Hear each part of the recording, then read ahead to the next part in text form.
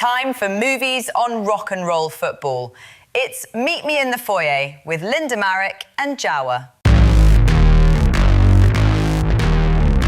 Meet me in the foyer. Hello, you meet me in the foyer once again. But this week, we'll be travelling across the Atlantic for 2 trips to Los Angeles, one in the past and one in the present, but meeting a man from the future. And we also travel to South America, to Brazil to be precise. And our guide on this transatlantic tour is the marvellous and multilingual Linda Marrick. How are you doing, Linda? I'm very well, thank you. Still recovering from a terrible cold, but yeah, fine. Yeah, doing really well. Thank you. How are you? Not too bad. Yes, I've got over my cold now. Yeah. It's going around and it's done its tour of me. So yeah, heading on to someone else, unfortunately. Well, I better get better by the end of the week because I'm going to BAFTA. So for the BAFTA Awards. So I hope I recover, but I think I will. Is that the end of the week? That's coming around quickly. Sunday. Fantastic. Yeah. Marvelous. And whilst you're with us, what are you going to be bringing us this week? This week I'm going to be reviewing a film that's been much talked about during this award season, and that is a movie by Kleber Mendonca Filho. I think that's how you say his name. Brilliant. It's not how I'll say his name later on. But, brilliant Brazilian director, and the film is The Secret Agent, starring Wagner Moura, who has been getting so many awards and nominations mostly, really, rather than full-blown awards. But he's been recognized alongside all the big Hollywood names, which is great for a South American film. I'm also reviewing right, let's get this right. Good luck, have fun, don't die. Perfect. The new Gore Verbinski movie that I've been looking forward to for such a long time, and that is here now, and I've seen it, and I'll be talking about it in the second part of the program. Fantastic. Looking forward to both of those. And of course, I'll be bringing you another classic movie to consider, the latest movie news, and the box office top 10. So grab your bag and your passport and let our cinematic journey begin. But whilst we wait for our plane to start boarding and our luggage is checked in, let's check out the box office top 10. Meet me in the foyer. So, the box office top 10 as we record, as it stands. And at 10, it's Avatar, Fire and Ash, in its 9th week on the chart. Wow. Still making a few pennies a week, now crept up to £42.2 million. Amazing. At number 9, first week on the release for Whistle, a supernatural horror from The Nun director Corin Hardy. Oh, I'm actually quite happy that made the top 10. I was not expecting it to. Yeah, I'm quite impressed that did. Good news for Corin. And good movie. above that, it's Stitchhead, also in its first week of release, the monster comedy animation. Which I assume will probably still be in there next week because it's, of course, half term this week. Yeah. Above that, Hamnet, another one of the awards contenders that will be up against one of Linda's reviews from this week. 6th week on release, £17.5 million made. Another unchanged one this week, it's Zootropolis at 6. 12 weeks now it's been in the top 10. That's insane. Crazy, isn't it? And insane. basically made 40 million at the box office in the UK. In just the UK only, yeah. Amazing. Yeah. Another billion dollar movie. Surely Zootropolis 3 can only be a few years away, although there's a huge gap. Not months. And above that, another long stayer in the top 10. It's The Housemaid on its 8th week in the top 10, having made £31 million. Yeah, I think we've said everything we need to say about that. Absolutely. Yeah. Whether it being a fluke or anything, it's making its money, and why not? And another one that's only been out 2 weeks and has made nearly half as much as The Housemaid. It's Send Help at number 4 in the box office. Wow. Good. Huge, isn't it? Absolutely huge numbers. And if you want to hear Linda's review, just head to our show from 2 weeks ago, and I recommend it as well. And one that Linda reviewed last week, highly recommended, highly praised. Number 3, it's Crime 101 in its first week on release. Fantastic movie. Really, genuinely, really good movie. I might sneak out to the cinema to watch that myself this weekend, as I say, I've got a free weekend, so quite excited. Another new release above that at number 2, it's Goat, another animation, keeping the kids happy in this half-term week. I'm sorry to say I have not seen it. I was down to go to a screening, but I just was too busy last week and I didn't end up seeing it. So I might try and catch it. So even to give like a fleeting review next week, if it will still be in the top 10, I'm sure. Absolutely, yes. You can enjoy an auditorium full of kids as you watch Goat. And at number 1, the Marmite film Wuthering Heights in its first week on release, that's made 7.6 million, which is a nice take. Welcome to Wuthering Heights.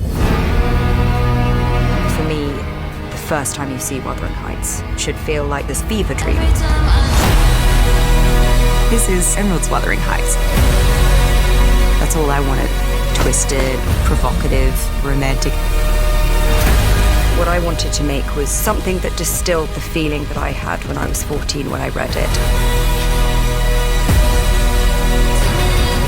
Every camera move, every single prop has an emotional reason for existing. Oh, what a wicked trick! It is undeniable. Margot Robbie is strong, passionate, and mythical. I love working with her. Jacob can do anything. You could just stand there with a rain machine over his head and you'd just be completely undone. It's what it is to be in love to a catastrophic degree. I have not broken your heart. You have broken it. And in breaking it, you've broken mine.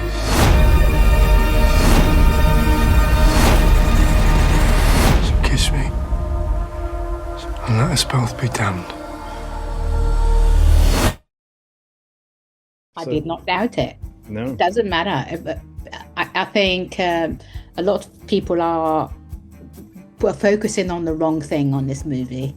I'm not saying it's supposed to be like a throwaway, but they are using it, thinking that it's an actual proper adaptation of a movie. It's not really a proper adaptation of the book, sorry. I think you either love it or hate it. I really loved it. Go listen to my review from last week. I think it's beautifully acted. I think it's really well directed, and I feel like there's loads of people have been in the bonnet about Emerald Fennell. I don't know how you say her name, and I think she's actually a really, really good director, and we are forever asking for female directors to be given money to make these movies, like extraordinary movies, big, like set pieces. And then when this happens, we hear nothing but negativity, and it really grinds my gears. I think it's okay. I think it's a good movie. I gave it 4 stars in my written review, and I stand by that. That's it. Fair enough. My unimportant two-penneth, I think she's a very impressive stylist, maybe up there with someone of the likes of Ridley Scott, but I need a bigger sample to really judge her, I think. Yeah. She's not made that many movies just yet. And that's the box office top 10 for this week. Meet me in the foyer. So it's review time, and it's time to samba to the cinema again as we find Linda lounging on the Copacabana, bringing us a report on, here we go, Kleber, Mendonca, Filho. Mendonca. There we go. Or Mendoza. Right, let me see.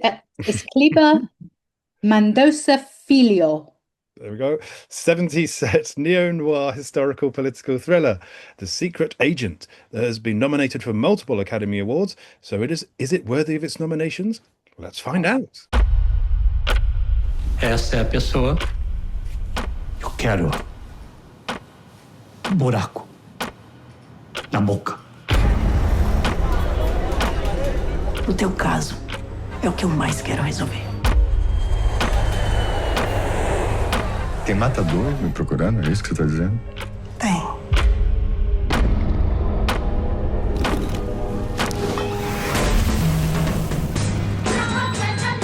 acha que você devia estar aqui mesmo? Vou levar meu filho. Olha, é uma sacanagem, um grau.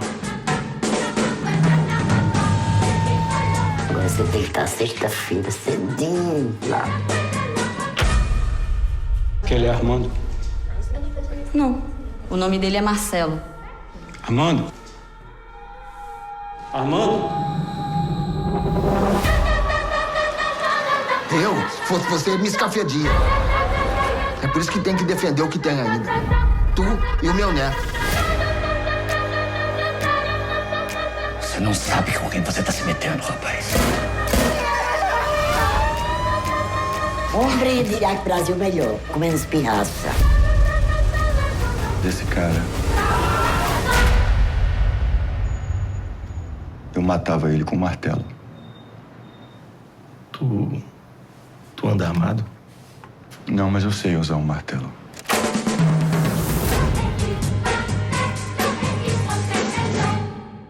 Linda. I mean, if you're expecting like big smiles and Rio samba and but like constant sunshines and beaches, please avert your eyes because this isn't what you get in here. I am a huge fan of this director. I actually interviewed him about 10 years ago for his movie Aquarius, and I've also been really a huge fan of his movie from 2023, I think it was called Bacurau, which was also a huge hit with during award season that year. So he is someone who really knows his filmmaking. He's an ex-film critic. He studied film criticism, studied journalism in Sao Paulo. I think he's from Sao Paulo. My admiration for him is just, I think he's probably one of the, if not the best, one of the best South American film directors of all time. His movies are always political, are always social, are always sort of laden with allegory. So if you're not that way inclined, you might not be on board with this too much. I just love his movies. The reaction I get from them is a reaction of like with visceral reaction. For example, in this film, the first scene we ever see of this movie is our main protagonist, played by Wagner Moura, who we know from Narcos and a number of other things like Cold War, the Alex Garland movie from last year, the year before. Fabulous actor. He's playing Marcelo. So the first thing we see is him arriving at this a deserted almost gas station, and from the north, I believe, in the north of Brazil, and he's basically he arrives, and the first thing he sees is this body, a man's body lying down on the ground, and with a bit of cardboard on top of him, and he's festering. Basically, he's like, I mean, the first feeling I had from the movie was a feeling of disgust. And it reminds me very much of what the Dogma 95 people were trying to do, which is like create a reaction, a physical reaction in you. And I think not many film directors can do that. And I think Kleber Filho does that because he's able to sort of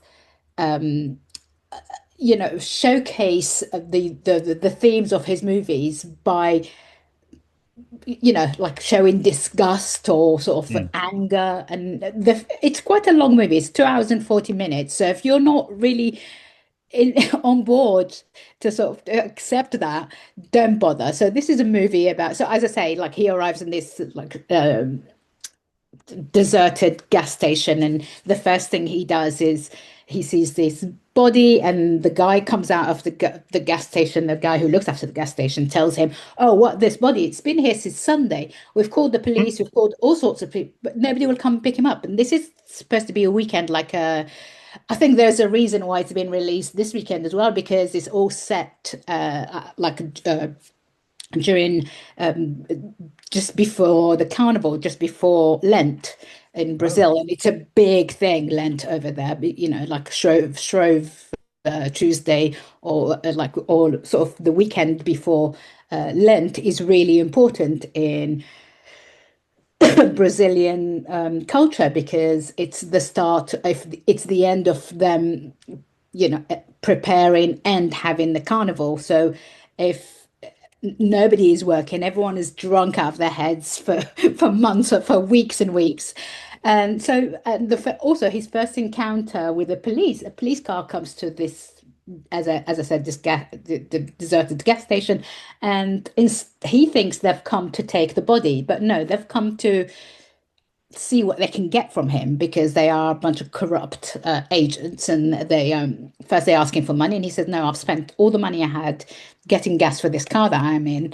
And so the guy looks at him and goes, have you, anything else you can give me? He goes, I have cigarettes. He goes, this is set in 1970s, so a time really well, sort of well known in Brazil for corruption.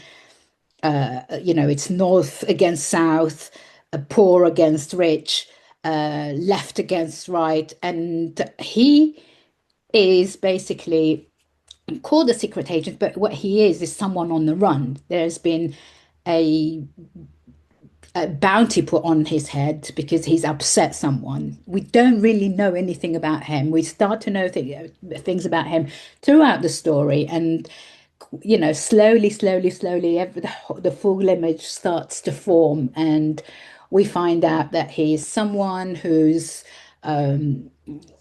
you know, a researcher at a university that fell out with someone very important in government, and that person wants him dead. And then from then on, it's like a cat and mouse chase between him and the people who want him dead.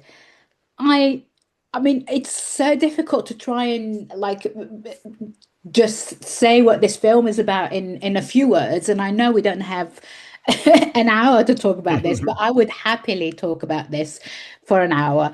He is so yeah, so he's smuggled into this safe house where he's staying with this woman called Donna Sebastiana, and she's played by like a legend of Brazilian cinema, Tania Maria. Right. And then Marcelo is given work at a government department issuing ID cards. What he realizes while he's there is that it's all set up. None of this is real. Everything around him is almost like nothing is what it seems. So the government department for issuing IDs does issue IDs, but the people who work there are never really there. They're there when they feel like it. And then there are so many like intertwining stories of people taking bribes, of like really surreal happenings around him, and him being like, you know, suffering from a form of PTSD. He has recently lost love of his life, his wife, and he's gone to get his son from her parents with whom he's been staying. Around all of this, there is a carnival is going on, and there is a hysteria about, oh, there's also, it's the year where the film Jaws has finally made it to Brazil, and it's showing at this cinema where his ex-father-in-law works. And there are tons of imagery around sharks and Jaws and the mass hysteria. So you can sort of just guess what kind of movie we're in. It's not a simple story. I have to also remind everyone that the Aquarius, his movie from 2016, was supposed to be presented as Brazil's choice for the best international film, or best film in foreign language, as it used to be called, for the Oscars. But the government of the time made a stop to it because, and actually this year is the opposite. He's been uplifted, and this film is even more more critical of the government. And it just goes to show that if when you get the right people in the Ministry of Culture, Mhm. then they will push your work to forward rather than try to stifle your criticism.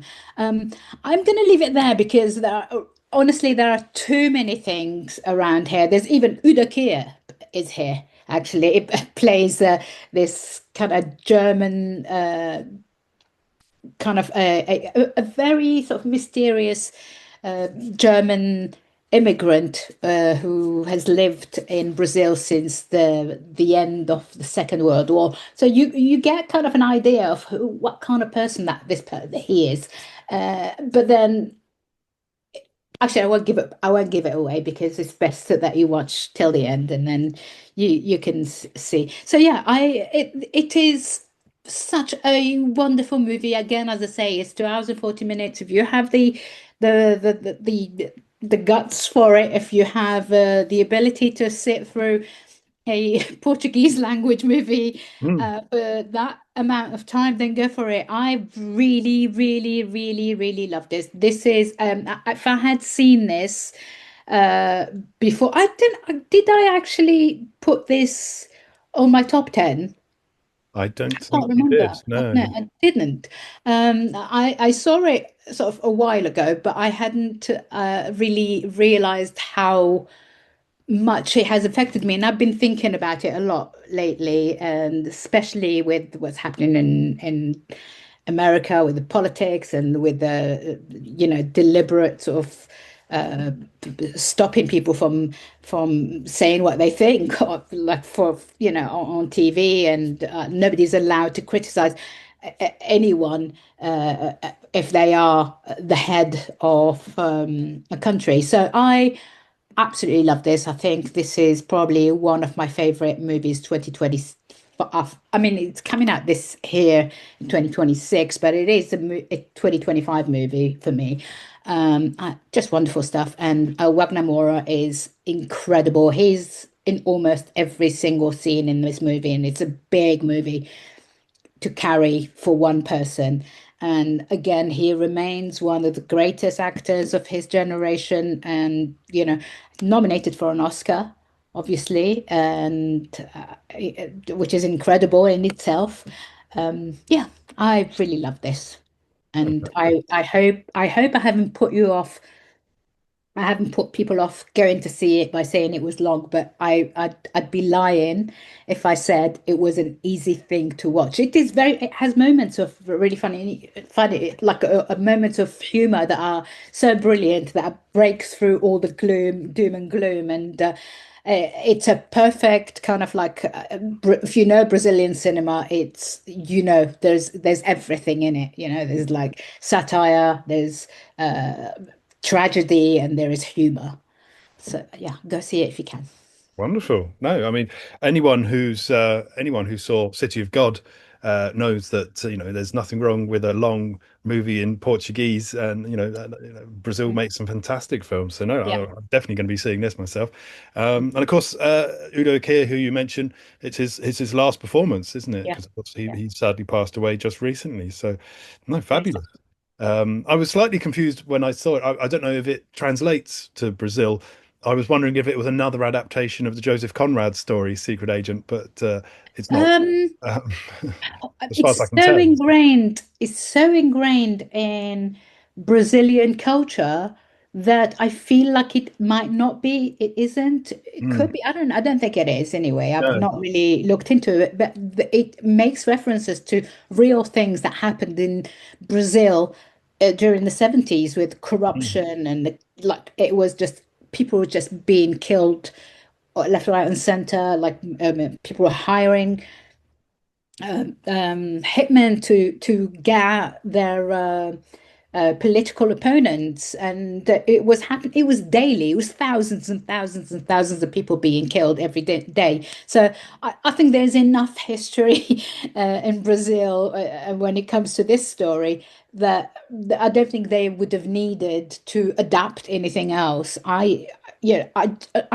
remain so impressed with this director. Again, as I say, if anyone wants to go and look up the interview I had with him many years ago, almost 10 years ago now, the interview would be, oh, hey, you guys, and we try and link that interview onto the box below if you guys want to go and read it.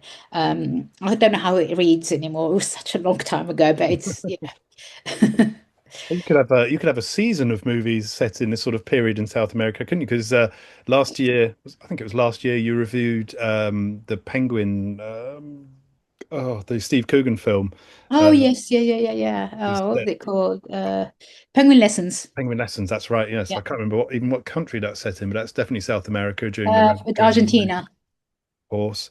And there's the classic Jack Lemmon film, Missing, which is I think that's set in Cuba, if I'm not mistaken. But yeah, fantastic. Well, absolutely wonderful. Thank you very much, Linda. I'll be going to see that for sure. I was very nervous about the way I was going to present this review because there are so many moving parts in it that I'm bound to have missed out something, and it's really, for me, it's not really my job to sort of tell you exactly what's happening in the movie. I just want to give you an air of the genre. Oh, it's not a genre movie for starters. Obviously, it's more of like an independent movie. It's a movie that really makes you want to get into that director's filmmaking, and it, as I say, it's I had a visceral reaction to it, and all of his movies have been like that for me so far, and he's just incredible. And also, like, I want to add one more thing that I haven't mentioned. It's really admirable to see that mainstream Brazilian movies do tend to present more sort of aesthetically pleasing, light-skinned actors as mainstream, as the protagonists. But what I love about his films is that you see every single color, and Brazil is one of the most varied country, like the culturally and racially. There are so many different backgrounds in Brazil: black, brown, Hispanic, or Italian background. There's people from a white background really tend to not mix too much with people from native backgrounds, or people there's black people who came from Africa, who were brought in as slaves by the Portuguese, and so it is a mixture of cultures and colors and races that all somehow managed to live together, apart from a few rich people from from Europe who value their whiteness more than others. Fair enough. And just a point as well. I had a little Google whilst you were speaking. The director is actually from Recife, which is the location of the film, as it's in. Recife, yeah. Fantastic. So that's your first choice if you're heading out to the box office with your purses this weekend, and sounds like a definitely thoroughly good choice if you choose that one. But now, why don't we head in and grab you a bit of movie news? Meet me in the foyer. So this week, the rumours have been confirmed that Brendan Fraser and Rachel Weisz will be returning for The Mummy 4, helmed by Ready or Not duo Matt Bettinelli Olpin and Tyler Gillett, with a release date set for May 2028. We have a trailer for California Schemin', the Scottish hip-hop hoax tale from debut director James McAvoy, which is due out on April 10th. Yo, we're still above brains! Where are you from? LA. LA?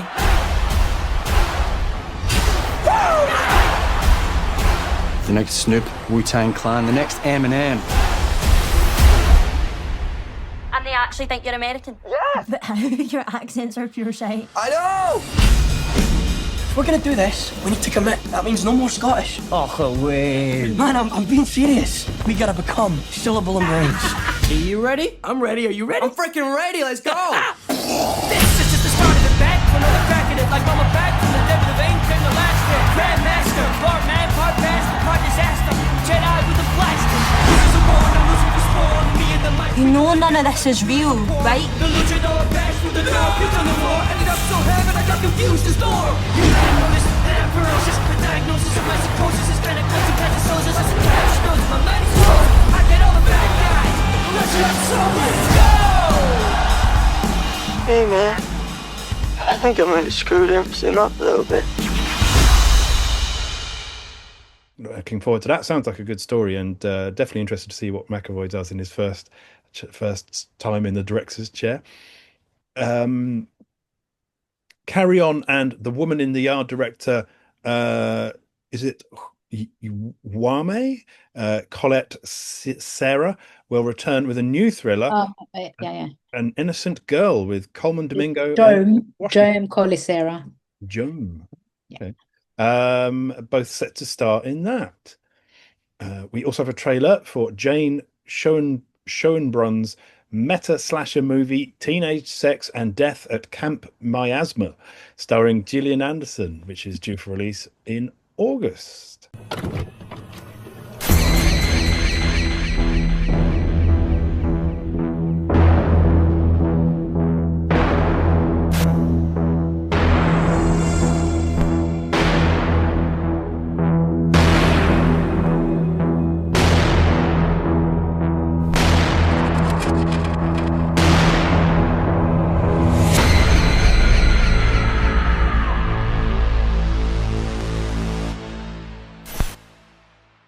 More meta movie news as celebrity interviewer Amelia de Moldenberg is set to star in a meta rom-com about a celebrity interviewer, whilst Jason Statham is set to star in a new action comedy called Jason Statham Stole My Bike, in which he will stretch himself by playing Jason Statham.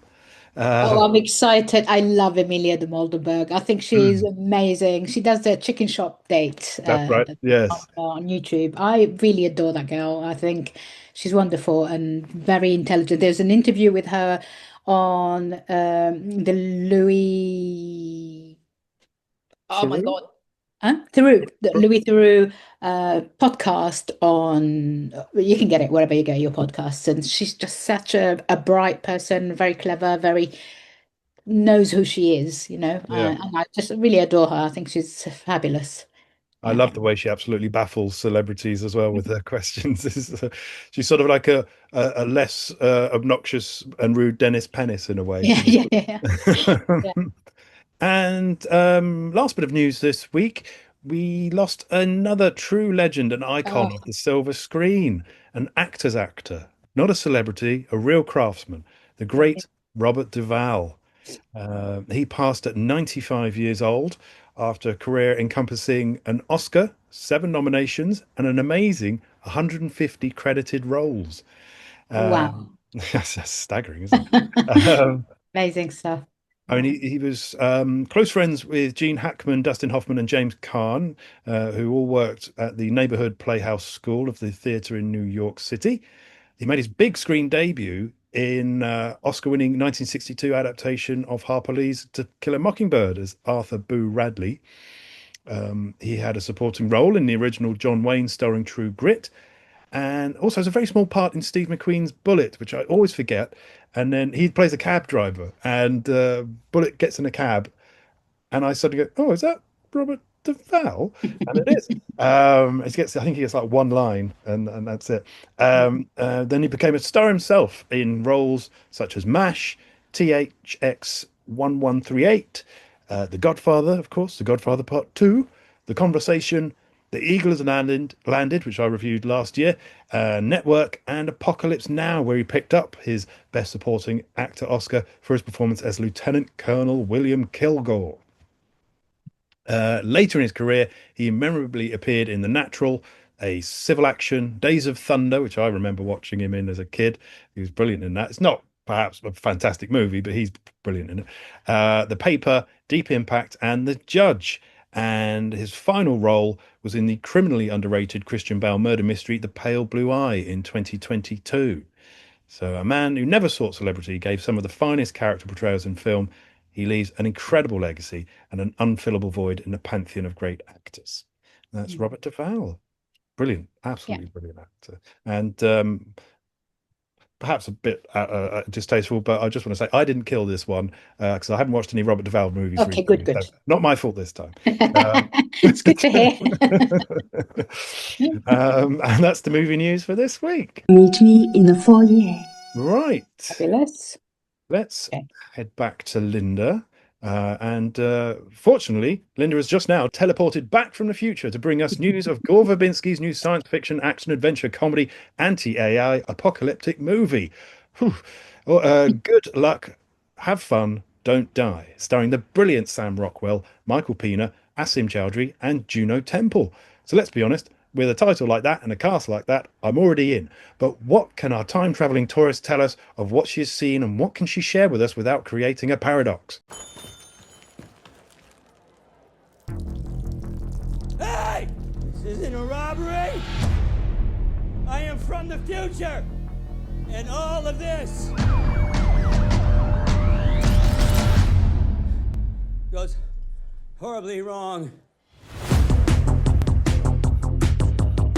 I come from a future which is totally and completely fucked. And I'm here to set it right. Are any of you even listening to me? You look homeless, bro. Fuck you two. I come from a nightmare apocalypse. This is the height of fucking fashion. What we're dealing with doesn't interface with reality. AI? Isn't that a thing already? It gets a lot worse, honey. Who's joining me? Who's ready to save the future? The revolution begins tonight!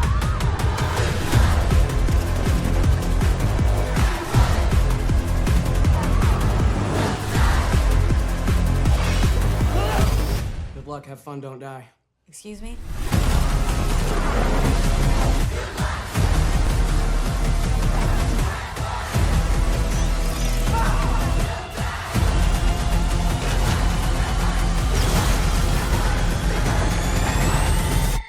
I'm not gonna sugarcoat it.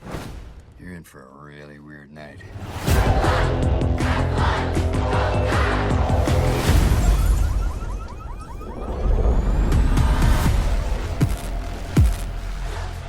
Linda. If the name Gore Verbinski is familiar to you, but you can't really quite place what movies he's made The Mexican, a great movie. The Ring, Pirate of Caribbean, Cursed Black Pearl, not such a great movie. The Weatherman, Rango, The Lone Ranger, which I really loved. A Cure for Wellness, which is, again, another fabulous movie. Now we've got Good Luck, Have Fun, Don't Die, a war cry against AI and the use of technology by teenagers that is bound to be the end of humanity for us. And I actually do agree with him. So this is how should we say, a screwball sci-fi romp, and it gradually reveals itself as being a really effective message against AI and the hollowness of the modern world, where we're all walking around with mobile phones scrolling endlessly from one video to another, or from one person to another, doom scrolling all the news. It's our version of rolling news from the 1990s, or like the early 2000s, like that started with 9/11 and carried on with the sort of the attack against Iraq, the second Iraq war. And so it's nothing new, but at this moment in time, what we consider as normal life is anything but normal. We are being ruled by what we see online, but what we hold in our hands, and sometimes we wake up in the morning and it's the first thing we see is we're scrolling, and it's just more doom, more deaths, more people getting shot in the face, and helpless children being bombed for no reason. And I think that's what the story, what the film really wants to say. So Rockwell plays this time traveler that crashes into a present day LA with a warning that he's delivered over 100 times before. So he's got a bomb attached to him to his chest and a reset button. So he's basically stuck in a loop, replaying the same kind of scenario with a group of people in a diner. And he's searching for the right combination of the kind of misfits that might be able to help him save humanity. The film has like this kind of tonal whiplash. It recalls a bit of Everything Everywhere All at Once. It looks a bit like it.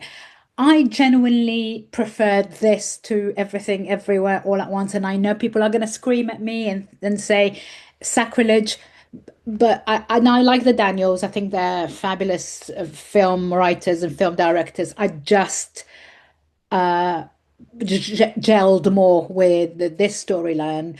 So the film leaps between sort of slapstick to more profound themes like Everything Everywhere All at Once, but there is kind of more of a like in Everything Everywhere, there's more sort of like radical empathy. It's a positive movie. It's a movie that wants you to be positive about your life, and it uplifts this woman in her 50s or 60s who feels like she's missed out on life. Here, it's the other way around. It's kind of like it's more skeptical about its attempt at saving humanity from its own selfishness. Really, it doesn't. It does. He almost says, whatever we can do now, it might actually be too late. So there's also like a streak of like a grotesque whimsy, like the Jeunet and Caro Delicatessen film from 1991, the French movie from 1991, specifically in the production designs. So the diner where they are feels like a sealed sort of place, like the Delicatessen, everything takes place in this one big building. Here it takes place in this city that doesn't really feel real, doesn't feel like the real Los Angeles. It feels more like a version of LA that you might have made up in your mind, or you might be playing in a game. So yeah, but it's more strikingly, actually, the film shares more more DNA, I'd say, with 12 Monkeys, like the Terry Gilliam movie. The story traps its protagonist, the nameless character played by Sam Rockwell. Sorry, just one second. Yeah, it traps the protagonist in a cycle of sort of like reruns of his life.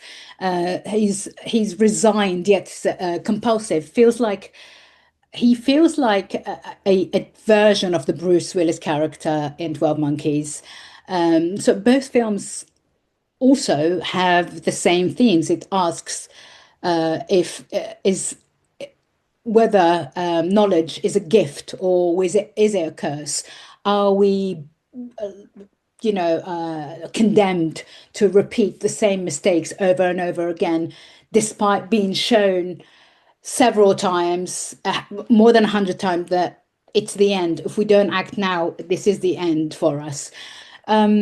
So there are some really fabulous performances by Haley Lu Richardson, who plays this kind of like whimsical girl who is allergic to AI. She's dressed in this kind of princess dress. Later we find out more about her. We don't want to give anything away, obviously. Michael Pena and Zazie Beetz play this couple who have or have not fallen out of love with each other. They're both school teachers, and they both suddenly realize that things are not what they seem at their school where they teach. Their teenagers have gone feral, and they are, they're like hints of zombie movie where they're being chased by the group of teenagers, and the only way they can stop them is by aiming this gun that deactivates their mobile phones, and as soon as mobile phones are activated, they come back to life and they are normal again.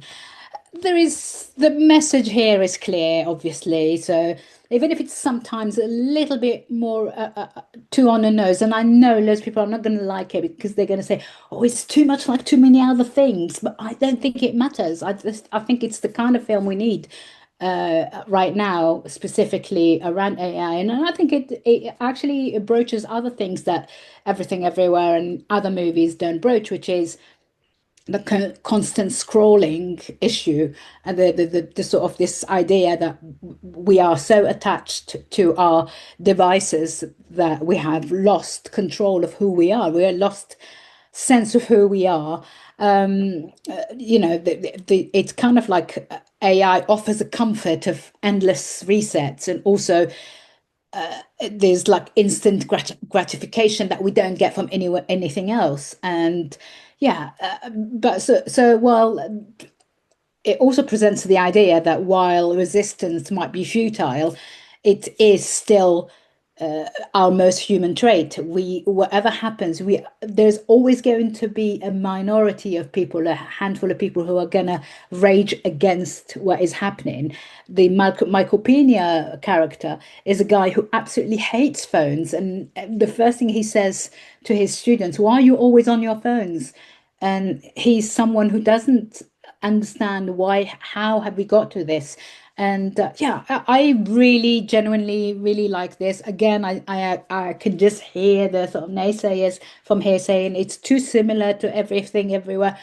It thematically, it's nowhere near. It has nothing to do with that movie. I think it borrows from other movies from the past, and it does it really well. And Sam Rockwell is incredible. Juno Temple plays this kind of woman who's recently lost her teenage son to a school shooting. Again, there is like there might be too many strands here. It's almost like a state of humanity where we are at right now, and all the things that are harmful to us, like gun laws and all of that stuff. But I just think it's done really well. I was not bored. I laughed a lot. I enjoyed watching it. I thought it was so well done, and and I'm like, again, I did may not have been a huge fan of Gore Verbinski's earlier movies or the Pirate of Caribbean stuff, but I thought this was so well done and very unusual, original movie. And I think it's going to do really well. And I think I think it's going to go slow, and then more and more people will see it, and more people will tell each other to go see it. It's the same thing happened with Everything Everywhere. So yeah, great movie. Go see it. Fantastic. No, as I say, I've been looking forward to this for a while, and yeah, fabulous cast, great title, great premise. It's funny you say it sort of borrows from other films, and that doesn't bother me at all because I always like to sort of associate.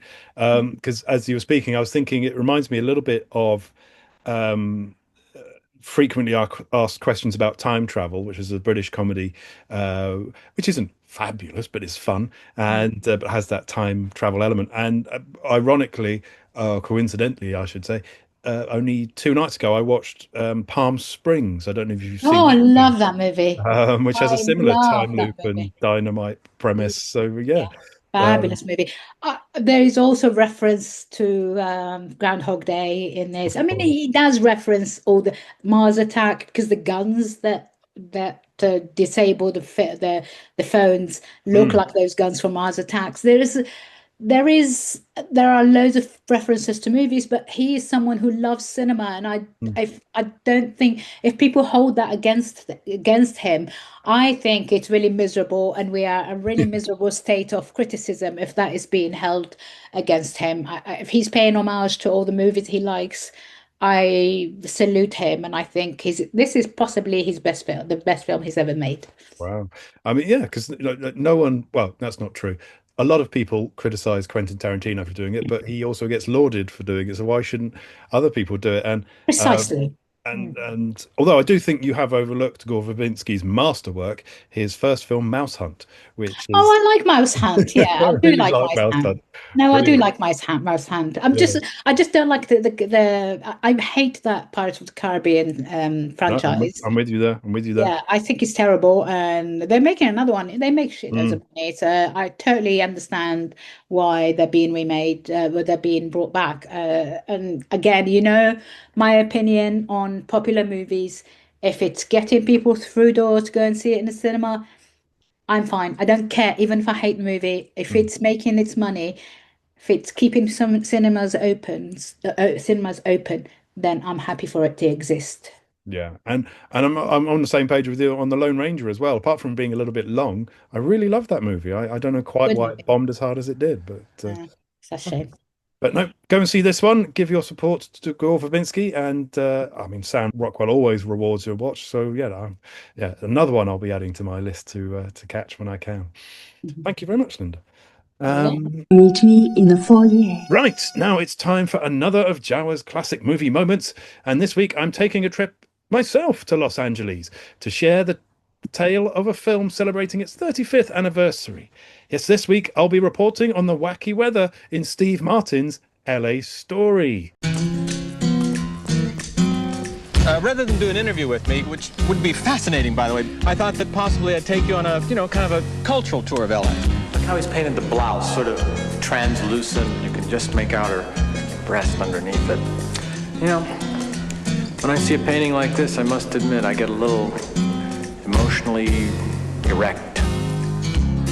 Bon appetit.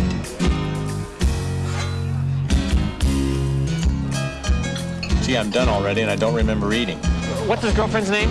Sheila. She's the one who's always kissing everyone hello. I hate that. I'm not kissing anyone hello anymore.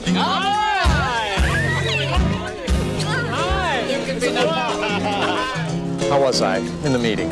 You were good. Any advice? Sure. Skipping.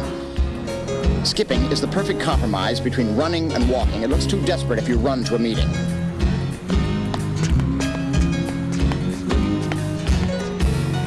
What, she's seeing someone else? Yes, she's going away with him. So go away with me. I can't. Don't you see? I would just be using you to get even with her for going away with someone else. I don't mind. Let's go. Great. Woo! Steve Martin. Did you know that the same technology used to clean up the Alaskan oil spill can also suck fat from your thighs and chin? LA Story. I'll have a decaf coffee. I'll have a decaf espresso. I'll have a double decaf cappuccino. Do you have any decaffeinated coffee ice cream? I'll have a half double decaffeinated half cap with a twist of lemon. I'll have a twist of lemon. I'll have a twist of lemon. Yeah, I'll have a twist of lemon. I'll have a twist of lemon. I'll have a twist of lemon. Fabulous. So this might fit into the category of another is it actually a classic movie one. You might watch it after I've chatted away for a bit and think, I'm not so sure, Joe. But personally, I've always loved this film. I've always said it's Steve Martin's last great film because he made a string of fantastic comedies from the late 70s through to the 90s. And then it's hard to, and I know this sounds mean, but it's hard to think of another actor whose career or his quality of his films seem to nosedive so massively. And he went through that late 90s, early 2000s period of pointlessly remaking the Pink Panther, making the movie version of Bilko, and just churning out very mediocre films. I've never rated Father of the Bride, I have to say, which is also a remake, as we know. I like it. No, it's fair enough. A lot of people do. A lot of people do. I stand alone. But of course, I reassessed my opinion that this is his last great film because after this, he also made Leap of Faith, which I do like quite a lot.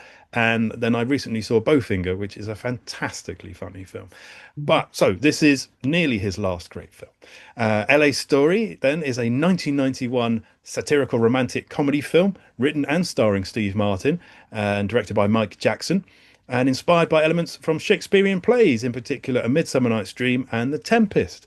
And the plot follows a weatherman, Martin, trying to find love in Los Angeles. So the story is basically Steve Martin plays Harris K. Telemacher, a television weatherman living in Los Angeles. He is in a dead-end relationship with his social climbing girlfriend Trudy and feels his job requires him to be undignified and unintellectual as he hosts the wacky weather on the news with a fantastically sort of trash culture boss played by Woody Harrelson, I believe it was. Um, Although he holds a PhD in arts and humanities, he wants to find meaning and magic in his life, having grown increasingly weary of what he sees as the rather shallow and superficial city of LA, from overly pretentious coffee orders to bizarre shooting etiquette rules on the freeway. Furthermore, he spends his time roller skating through art galleries with his friend Ariel, offering eccentric art reviews to acquaintances, remixing Shakespeare a lot, and otherwise seeking to escape his ordinary life. At a luncheon with his friends, Harris meets Sarah, a journalist from London with whom he immediately becomes infatuated. Driving home that night, his car breaks down on the freeway and he notices a freeway traffic condition sign seems to be displaying messages intended solely for him. It offers him cryptic advice on his love life throughout the movie. So as I say, it stars Steve Martin as Harris K. Telemacher, Victoria Tennant as Sarah McDowell, Richard E. Grant as Roland Mackey, Marilu Henner as Trudy, Sarah Jessica Parker as Sandy. That's big S, small a, small n, big D, small e, big E. Patrick Stewart as Maitre D at La Idiote, and Iman as Cynthia. And there are lots of uncredited cameo appearances from the likes of Chevy Chase as Woody Harrelson, as I said, Paula Abdul, Martin Lawrence, Rick Moranis, and Terry Jones, plus John Lithgow and Scott Bakula, who film scenes but don't actually make it into the final cut. So yeah, it was a box office success. It earned $6.6 million on its opening weekend and ended up making $28 million in the US. It's got a 91% rating on Rotten Tomatoes, which is surprising to me because it is largely, I think, a forgotten Steve Martin film, and really, really worth a watch. It's got some fantastically funny moments, like when he goes round to Sarah's house, well, he knocks on the door and he can hear tuba playing, and then she comes to the door and he says, "Are you playing the tuba?" She says, "No." And she goes, "Oh, I've just forgotten something." And she pops back inside and shuts the door, and you just hear her go burp, burp, burp, and finishes off the tune she was playing, and then pops back out again, which always kills me. It always makes me laugh. And he was actually married to Victoria Tennant at the time that they made this, and she appears in another of his films. Yes, she's in All of Me, I think, as well, and she's a great actress. So yeah, as I say, 91% rating on Rotten Tomatoes, and was named by Los Angeles Times writers as the 20th best film set in Los Angeles in the last 25 years. And Sarah Jessica Parker said that it's the movie that changed her career, because up until that point she had played sort of mousy girls or best friends, and she felt that no one in Hollywood had thought of her as sexy. And once she was cast in this role, new doors opened to her, and she became a huge star. And she again is fantastic in this film as a sort of completely superficial, narcissistic, but off the wall, unbothered by anything, young woman who dates Steve Martin briefly, and he always worries about the age difference, but she doesn't care because they go on a date, and he's like, "What?" She tells Martin that she's got a boyfriend. He's like, "Oh, what does he think?" And she goes, "Well, ask him. He's just over there." It's a sort of weird, surreal look at Los Angeles and Hollywood and the bubble people live in, and it has slightly Lynchian elements, especially at the beginning where it starts with Martin taking a shortcut to work, driving through people's gardens, and you get people coming out to pick up the paper off their front lawn, and they all do it in sync and do a sort of dance routine, and you've got the white picket fences, so it has a sort of touch of Blue Velvet, but it's not in sort of anything as dark as that. As I say, it's got Shakespearean references all through it, quotes and little nods and constant jokes about there's one joke about Martin quotes Shakespeare what he thought of LA, which is like that sort of modern joke about the sort of quote about Abraham Lincoln on Twitter. Um, and you get bits like Rick Moranis appears as a grave digger, which is of course a Hamlet reference, which is quite fun. Although Rick Moranis for some reason does a terrible Cockney accent, which would put sort of makes Dick Van Dyke look like he's worthy of the Oscar for his. Oh yeah, and Martin said that this was sort of the point in his career that he moved into serious films, which was maybe why I feel like his career takes a bit of a nosedive. He said his mature film career started with All of Me in '84 and ends with LA Story. So it's kind of the bookend, I suppose, of his serious period. Yeah, so the story also contains elements from Midsummer Night's Dream, as you have two confused couples exchanging lovers, and you get sort of magical storms, stranding lovers, and yeah, quotes from Shakespeare such as "There are more things in heaven and earth." Um, so as I say, it's a film all about sort of the madness of LA, the way people lead their lives, and then Rob Martin's frustration with what he sees as a sort of this vacuous existence and him wasting his talent. It reminds me in parts with the it has lots of scenes of overlapping dialogue and people talking in ensemble pieces in restaurants. So it reminds me of The Player at times. But of course, The Player has that subplot or main plot, whichever way you want to look at it, of a murder mystery, which this doesn't have. Um, but of course, at other times it reminds me of Woody Allen. You know, it's with Martin's monologues being quite Allen-esque, and then the physical comedy is kind of like sort of Jacques Tati. So it's all these sort of elements coming together, which is quite nice. Um, there are some gags which at the time would look like sort of puncturing as I say, the lunacy of LA, but now are actual life. Like there's a scene where he goes to the park and there's lots of people on stationary bikes, which was clearly a sort of a joke, but is now actually a thing. And yeah, so as I say, it's full of these sort of self-obsessed, narcissistic people. It has a gag about the sort of shallowness and lack of history in LA. At one point, Martin takes Sarah around for a tour, and he tells her that building's over 20 years old. Which is, funnily enough, is a gag that Eddie Izzard has ripped off in one of his stand-up routines. Um, so yeah, it's a film, as I say, all about the absurdity of life. It has that tuba scene gag. Also has a moment where Sarah rings her mother, and she's doing that's I think Terry Jones on the other end, because it immediately as I heard it, I was like, that's a sort of Monty Python, Terry Jones sort of hag, I think they called the female character's voice. So I think that must be his cameo part. Not that I should have checked that actually. It does later in the film try to sort of veer into a sort of more serious romantic drama where Martin's character and his love interest Sarah have a sort of moment as they leave a party and walk through an LA garden, and there's sort of some atmospheric sort of Enya type music. I don't think that bit quite works. It seems a bit dated, and I also don't think Steve Martin can really pull off sincerity very well. It's like, and I know that sounds terrible, but he's a good actor and he's a brilliant comedian. But when he's doing sincerity, he seems kind of awkward in himself. It's like he doesn't think he can do it, and I kind of agree with him. But otherwise, I'd say it's a fantastic film. It's very funny, and as I say, I think largely overlooked and forgotten. So if you haven't seen LA Story, which I think it's highly probable, give it a go. I think it's worth your time.